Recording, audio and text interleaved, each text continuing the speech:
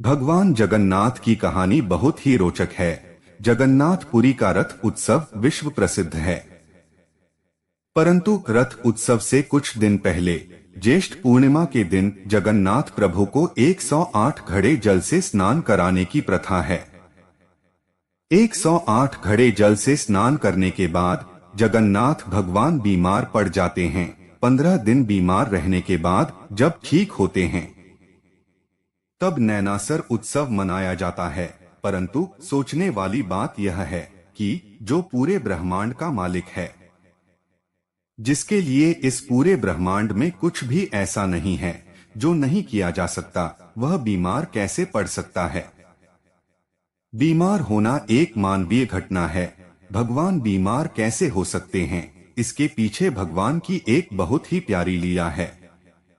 एक बड़ा ही अनन्य भक्त हुआ करता था। उसका नाम था माधव दास। जब माधव दास की पत्नी का देहांत हो गया तो वह पूरे समय भगवान जगन्नाथ की सेवा ही करता, मानो उसका पूरा जीवन उसने भगवान जगन्नाथ को लिख दिया हो। सेवा के बाद जो मिलता वह खाता और वहीं भगवान जगन्नाथ के मंदिर के पास अपनी कुटिया में सो जाता।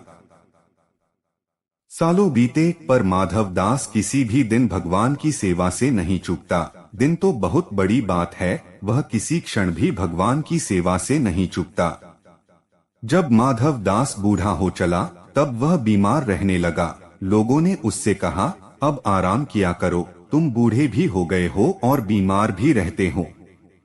परंतु माधव दास किसी की नहीं सुनता, बस अपनी प्रभु सेवा में लगा रहता।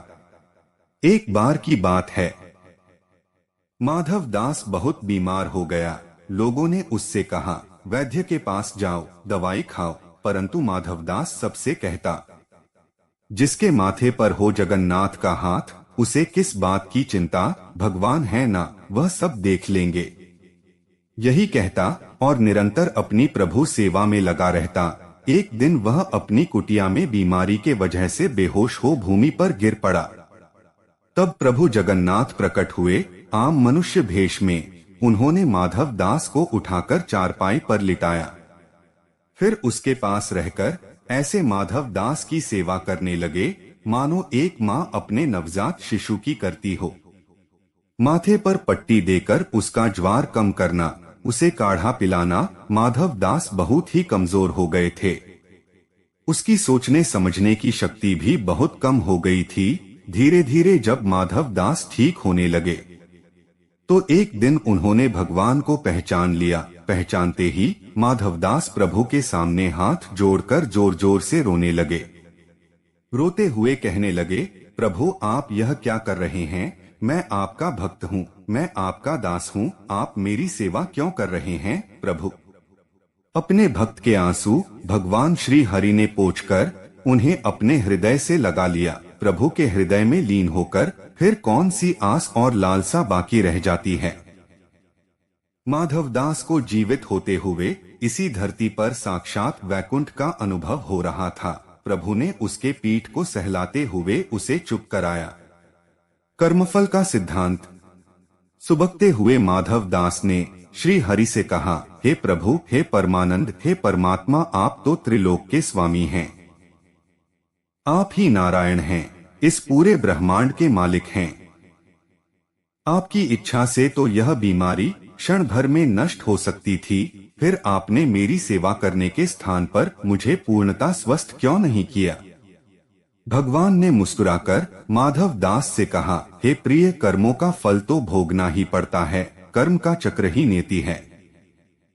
यदि मैं तुम्हें अभी तुम्हारी पीड़ा से मुक्त कर दूं, तो भी आगे चलकर तो तुम्हें या कष्ट भोगना ही पड़ेगा।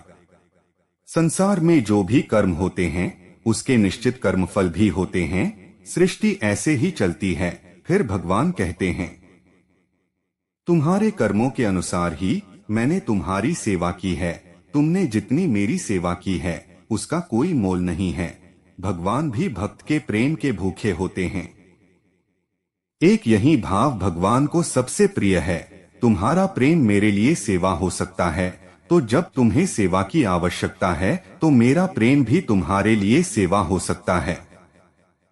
हे मेरे प्रिय माधव दास, तुम्हारे कर्मों का फल तो अवश्य मिलेगा, पर तुम्हारी भक्ति से मैं इतना प्रसन्न हूँ कि तुम्हारे बचे कष्ट अब मैं अपने ऊपर लेता हूँ। अब मैं तुम्हारी यह पीड़ा यही अंत करता हूँ। तुम्हारे 15 दिन का ज्वर जो शेष है वह मैं अपने ऊपर लेता हूँ और तुम्हें स्वस्थ शरीर प्रदान करता हूँ। भगवान के ऐसा कहते ही माधव दास स्वस्थ हो गए। उधर मंदिर में ज्येष्ठ पूर्णिमा के अवसर पर भगवान को 108 खड़े जल से नहलाया जा रहा था। नहलाने के उपरांत भगवान का विग्रह जोर से तपने लगा और 15 दिन तक तपता रहा।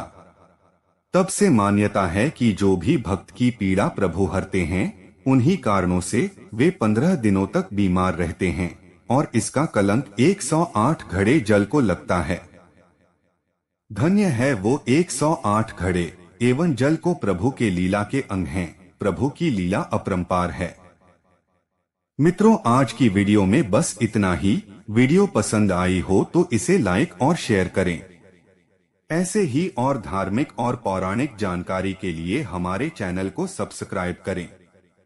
जय जगन्नाथ।